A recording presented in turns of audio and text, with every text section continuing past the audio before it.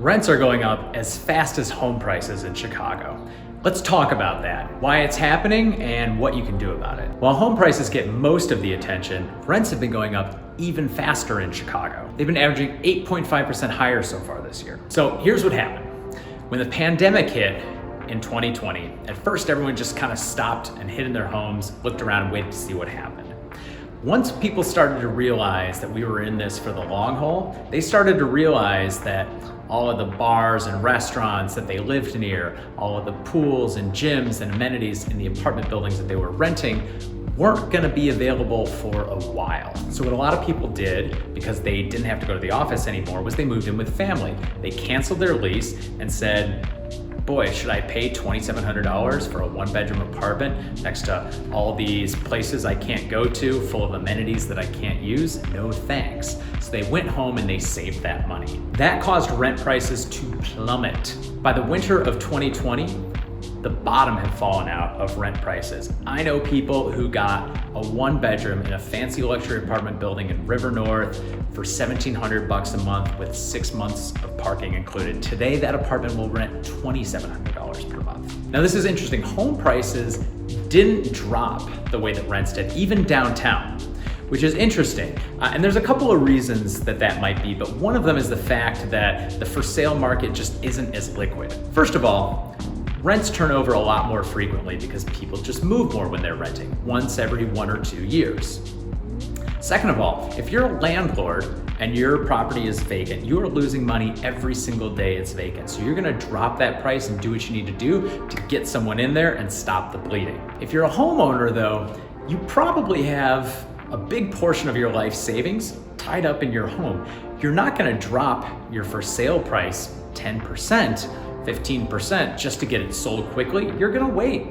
You're gonna wait and do whatever it takes to ride out the storm and sell when prices recover a little bit. So usually we see rent prices react really quickly to shocks to the market, whereas home prices don't react quite as quickly. And of course, home prices actually started rising for a number of other factors we've talked about at length in our other videos. So rent prices hit rock bottom, and then vaccines come out. People start getting vaccinated in the spring of 2021, and by summer of 2021, the vaccine is widely available. All of a sudden, downtown Chicago is looking like one of the safest places to be. After all, downtown zip codes reached high vaccine rates faster than almost any other part of the state. Everything opened up again, rents shot back up. They recovered all of the ground that they had lost and then some. That trend has continued for the last year or so. And now we're seeing that rent prices are even higher than they were this time last year. And this is important because a lot of people see the rising home prices, they see interest rates going up, and they think, man, maybe I should just keep renting. Unfortunately, that doesn't really solve the problem because rent prices are increasing just as quickly. In fact, if you buy a place, you can freeze your mortgage payment and know that that's not going to increase every single year. Yes, your property taxes and your HOAs will increase every year, but because that's a smaller percentage of your overall payment, the difference won't be as bad. Even though property taxes and HOA dues increase, they're a smaller portion of your overall payment, so the increase isn't as severe.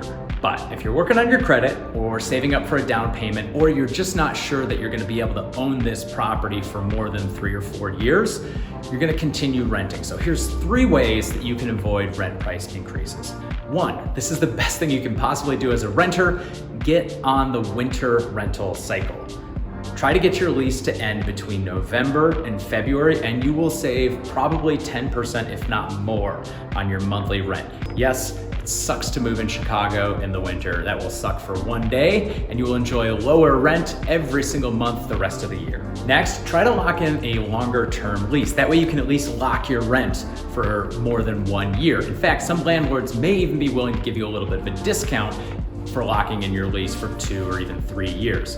It's good for them because they don't have to worry about turnover costs, and it's good for you because you lock in a lower rental rate. Finally, be a great tenant. This works best for private landlords where you're renting directly from a person and not a large company. But here's the thing, private landlords probably have a different full-time job. They don't want to deal with you moving out and turning the place over and having to find a new renter and doing the lease and all that stuff. It's a pain. If they like having you around, they might just be willing to renew that rental rate for a couple of years before any rent price increases. So that's why rent prices have been increasing. If you want to know more about the real estate market, head over to our website. You can even request a custom report on the neighborhood or area of your choice, and we'll send you a handcrafted breakdown of what's going on in your own backyard. See you next time.